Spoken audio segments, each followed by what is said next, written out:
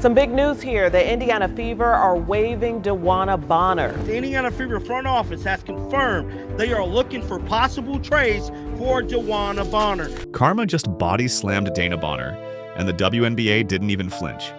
Days after physically targeting Caitlin Clark in what fans called one of the dirtiest moments of the season, Bonner decided to pull an even riskier move. She quit on her team mid-season. No warning, no respect. The goal, force her way onto the Phoenix Mercury and ride off into the sunset like a self-appointed queen. But of course, reality hit back harder than her cheap shot. Instead of a warm welcome, the WNBA dropped the hammer. Suspended, rejected, and possibly blacklisted across the entire league. How did Dana go from respected vet to being ghosted by her own dream team?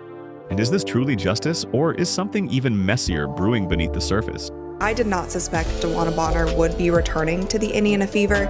She has been out now for 6 games away from the team for only personal reasons, and the team was being really tight-lipped about it. They weren't giving any more information. But the whole thing, in my opinion, and in the opinion of a lot of fans, is that there was something else going on. This didn't seem like something where there was maybe something going on with her family. It didn't seem like she was sick or injured. She just simply stepped away from the team, and nobody really knew why. Let's start with the crime scene. The Indiana Fever locker room. Dana Bonner, 36 years old, 5-time All-Star, 2-time champion, was supposed to be the leader, the adult in the room, the seasoned vet to guide Caitlin Clark through the minefield of her rookie season. Instead, Sis woke up one morning, looked around and said, "Nah, I'm out." Just like that, mid-season, no warning, no effort to fix things.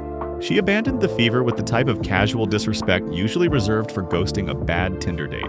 Worse, she thought she could waltz right over to the Phoenix Mercury like the WNBA was her own personal buffet line.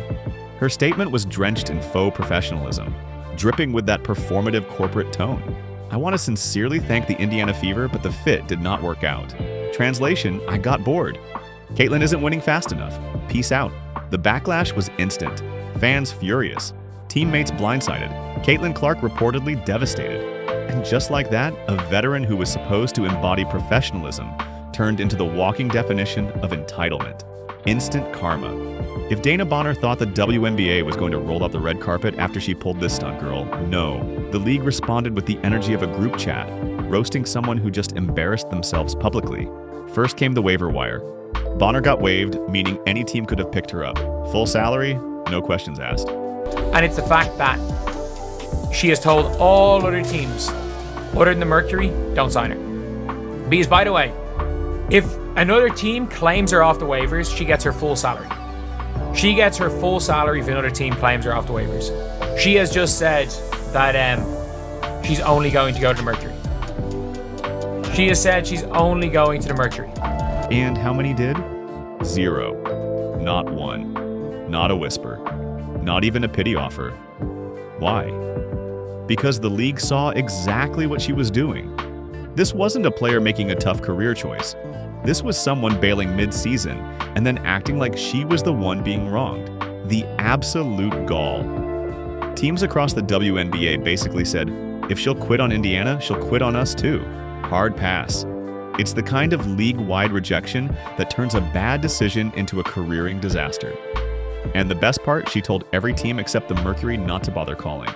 Imagine ghosting your job, then texting every company in the industry like to subscribe. Damaged, the delusion, the entitlement, the karma. But this shouldn't be just this. There has to be something else. And what's that? Before we go into that, first like this video if you think the refs are unfair to the Fever. Comment if you disagree and don't forget to subscribe. Me unless your jersey says Mercury. Let's be real. This wasn't just about basketball. Nope. This was a textbook power play gone terribly. Hilariously wrong. Bonner wasn't just hoping to land in Phoenix. She demanded it. She told every front office in the league, don't even think about claiming me unless your jersey says Mercury. Like, girl, you are not LeBron James. You're not Caitlin Clark. You're a 36-year-old forward with declining stats and a reputation that now reads like a LinkedIn profile marked dollars because she thought she was bigger than here's the brutal math. If anyone claimed her off waivers, she'd bank her full $200,000 salary. But because of her diva demands, she's now staring down a pro-rated $80,000 deal at best. She literally cost herself over $100,000 because she thought she was bigger than the league. And let's sprinkle a little more humiliation on top. The one team she's desperately clinging to, the Mercury, not even sure they want her now. They're winning. They've got chemistry. They've got young players grinding. Why throw that in the blender for someone who just quit on her last team? Her plan was to force her way out, skip town on the Fever, and slide comfortably into Phoenix like nothing happened. Instead, she's sitting at home watching the league move on without her. And it is deliciously brutal. Flaming disaster. Because the Mercury, here's where the humiliation reaches Shakespearean levels of tragic comedy. Bonner didn't just want out of Indiana. She wanted a one-way ticket to the Phoenix Mercury, the team where her girlfriend Alyssa Thomas plays. But that's not the most interesting thing. Now, in case you're wondering, her significant other is Alyssa Thomas. All right? Are they still together? Yes. They, of course, played together with the Connecticut Sun, and they are currently in a long-distance relationship. She is with Thomas, who is with the Phoenix Mercury. Except, did Dewanna Bonner literally just quit on this team because she wanted to go play with her girlfriend? I don't know how else to take this. So this is Chloe Peterson released this, right? This is Dewanna Bonner. Cute in theory. In reality, a flaming disaster because the Mercury, her so-called dream team, are now looking at this mess and going, do we really want her? Oh, the irony. Phoenix is thriving. Their young core is balling out. Their locker room is drama-free. And they've got momentum. What they don't have is a vacancy for a 36-year-old with a carry-on bag full of entitlement and bad PR. Signing Bonner would mean cutting a hard-working player, someone who didn't quit on their team just to make room for someone who treated the Fever like a summer fling.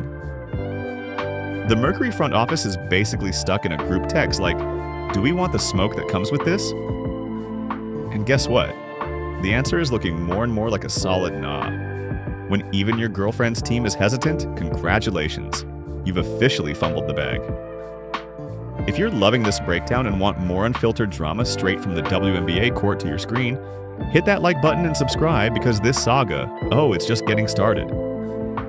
Let's talk dollars because nothing screams instant regret, louder than losing 6 figures on a self-inflicted career implosion.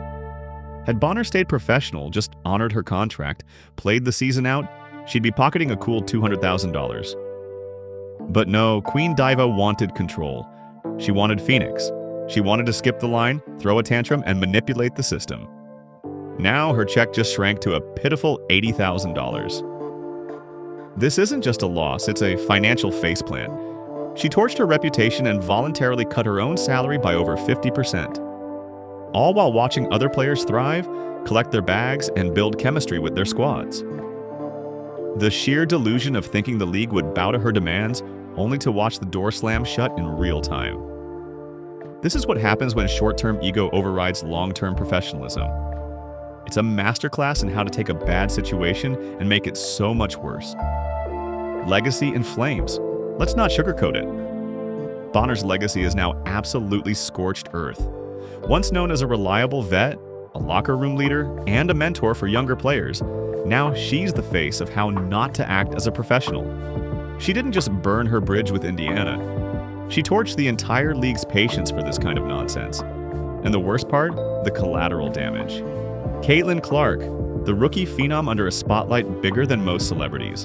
And Caitlin Clark, the Ice Princess, this rare diamond that can change the weather and the dynamics of women's basketball. Caitlin Clark is the Ice Princess, this precious diamond, this precious commodity, the greatest star in all of American sports right now. The WNBA has her within its grips and control, and they don't know what to do with her. The players on the opposing teams have a lot of animus towards her. They're so desperate to compete with her. Her talent is so rare. Was counting on Bonner. So were the Fever's young players who needed a leader, not a runaway diva. Instead, they got ghosted, abandoned mid-season. Clark, who's already dealing with more pressure than any rookie in WNBA history, now has to pick up the pieces of a broken locker room while the media spins circles around her. and Bonner sitting on the sidelines, watching her career spiral into meme territory. The internet's not forgiving. Fans are dragging her. Comment sections are a war zone. The phrase pulling a Bonner is already circulating as shorthand for quitting when things get tough. From respected leader to walking cautionary tale, this is how fast the game can flip. Actions have consequences, and Dana Bonner just learned that the hard way. So there it is, the complete collapse of Dana Bonner's career gamble. From quitting on Caitlin Clark to getting iced out by the entire league, this is textbook karma in real time. Do you think she deserves a second chance, or is this just the brutal justice she asked for? Drop your thoughts below. Smash that like button and subscribe for more piping hot WNBA drama, because trust me, the chaos never sleeps. Whose side are you on, the leagues or Bonners?